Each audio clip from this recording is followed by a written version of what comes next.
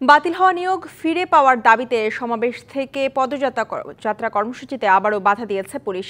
সরকারি প্রাথমিক বিদ্যালয়ের সুপারিশপ্রাপ্ত সহকারী শিক্ষকরা সচিবালয়ের সামনে গেলে পুলিশ জলকামান ও টিয়ার শেল ছুড়ে ছত্রভঙ্গ করার চেষ্টা করে। পরবর্তীতে পুলিশের ব্যারিকেড ভেঙেই সচিবালয়ের সামনে অবস্থান নিয়েছেন শিক্ষকরা। একই সাথে আন্দোলনরত শিক্ষকদের একটি প্রতিনিধি দল মন্ত্রণালয়ের শিক্ষা উপদেষ্টার সাথে বৈঠক করেন।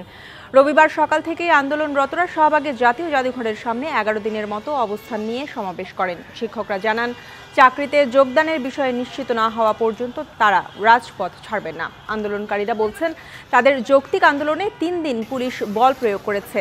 সর্বশেষ গত বৃহস্পতিবারও তাদের ওপর জলকামান নিক্ষেপ করার পাশাপাশি লাঠিপেটা করা হয়।